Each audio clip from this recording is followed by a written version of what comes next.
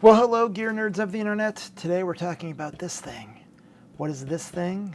Well, in case you couldn't read, it is the PRO-JECT, or the PRO-JECT Tube Box DS Phono preamplifier. Has tubes in it. Let's talk about it.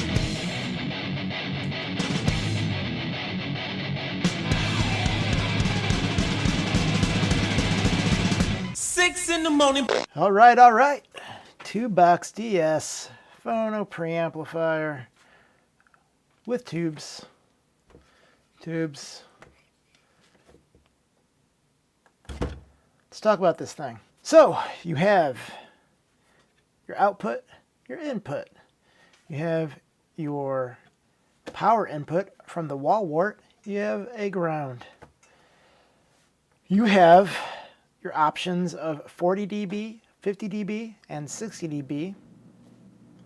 You have some capacitance loading options, 220 picofarad, 100 picofarad, or no picofarad.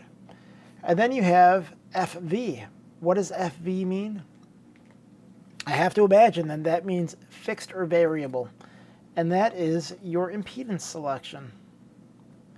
Subsonic filter on or off. I have it off. And then the same thing for the other side. That is for your right and your left. FV is currently jumpered, which means you can do your impedance loading on the front. Let's see. Can we see? There we go. See that little thing? Yeah. So that means it goes from 10 ohm to 100 ohm. Not 100 ohm, 1,000 ohm. You know, you could set it to 100, or you could set it to 200, or any sort of anything in between. I suspected that this would be sort of like a stepped attenuator potentiometer where it's like click, click, click, click, but no, it's just smooth.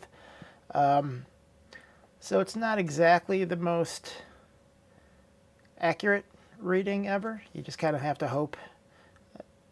But I mean, you're basically going to do it by ear anyway, so that's pretty cool. This is made in Vienna, Austria. I think. That's what it says down here. Doesn't say on the box, so we're going to assume that that's what it means. Vienna, Austria. That's where it's made. On the front, you also have an on-off switch. On-off, on-off, on-off. On-off. That's about it. You also have two tubes on the top here. And they're kind of a pain in the butt. I'm not going to lie. It's a real pain in the butt to get to these. Let's see. First, you got to unscrew these, and it takes forever. Forever. They just keep coming. They're longer than they need to be. Then in here you have Muller tubes that are really difficult to get out. And not because they're Muller tubes, but because of the way they have this in here, where you can barely just see the top of it, and you can't really get a good grasp on it. What it comes with are these things, these tubes. And these have a heat sink on them that makes it really hard to get in and out. And this really makes the process of tube swapping really ridiculous. Way more difficult than it needs to be. As you can see, I'm still struggling to get this Mullard out of here. Come on, Mullard. You can do it. Oh, you're so close. That's a real one. Not one of the new sensor ones. And so this goes in here like this. Finally got that in. And then, as you can see, good luck getting that out, because you make this even more difficult to get out. You kind of have to really center it. Oh my God, the Muller just went away. Just rolled. You really have to center this and pull it out at the same time. The thing that I found the easiest to do is to get some needle nose pliers, some very fine needle nose pliers, and pull this out.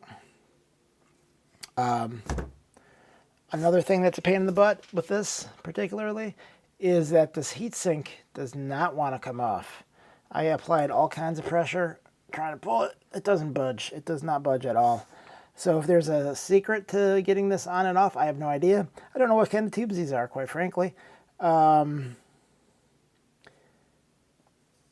don't know. I would hazard a guess based on this top part that they could be like, it's either Chinese or a JJ.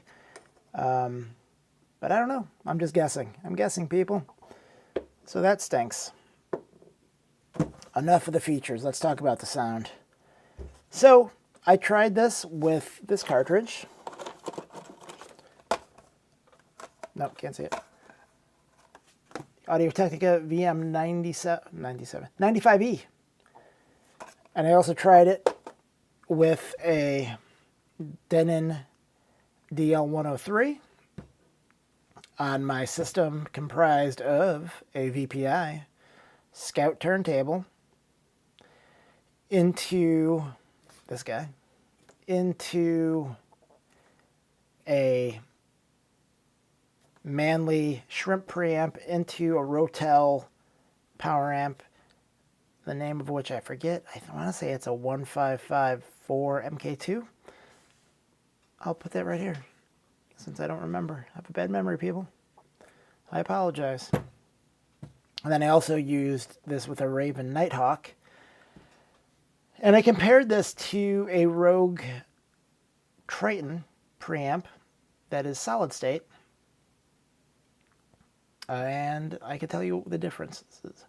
So this is a little bit more analytical. Has a little bit more highs. The mid-range is a little more thin. If you were to hear both of them back to back, you would guess that this one was solid state and the other one was tube. But guess what? They're not. I put my wife's ears to the test, and she liked this one better. My ears liked the other one better. To her, that other one sounded congested, and this one, she said it sounded like in the cave. I don't know what that means. To me, something, if you're like, hey, that sounds like it's in a cave, that would mean like it's in a like very reverby sounding, which obviously that's not what the other one sounds like. So I don't know what that means. I don't know why I even brought it up, other than to say my wife is crazy, because I don't know what to do with that information, because it doesn't make sense. But she liked this one better because it was clearer sounding. One man's or woman's rich is another man's in a cave, or woman's in a cave, and one man's bright and analytical is another man or woman's clear. So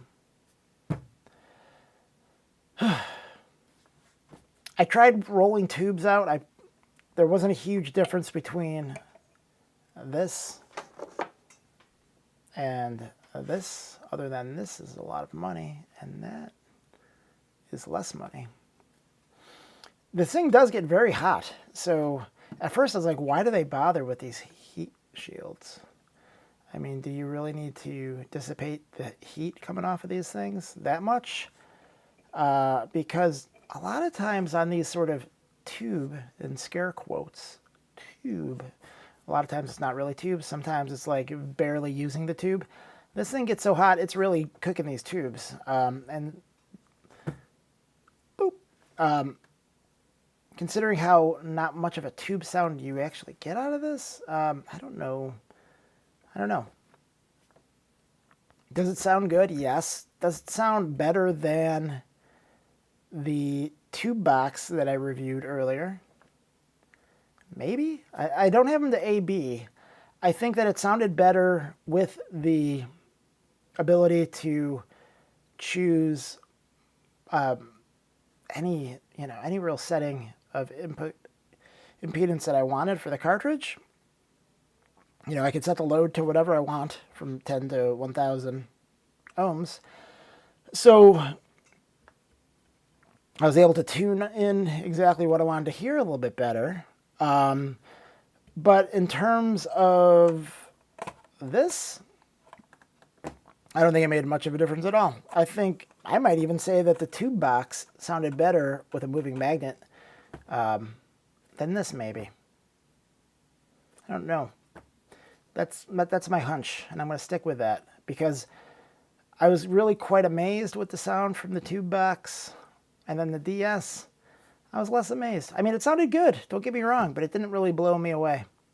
And maybe because I had the Rogue to AB with, so the context in which I was hearing it was different than when I was listening to the tube box on my son's system with his whatever thing comes on a Fluence RT-82 or 3 or whatever he has. But I noticed that it sounded better than I remember this thing sounding with a moving coil cartridge. So there you have it. It's good. If you have moving magnet, I would stick with just the tube box. If you have or are considering moving up to a moving coil at some point, I'd probably get this. They don't really make this one anymore, I don't think. I think they've replaced this with a $900 bigger thing. I don't know. I'm probably not going to try that one. But, I mean, you can get this one for maybe between $300 and $400. Seems like a pretty good deal. Let me know what you think. Have a good day.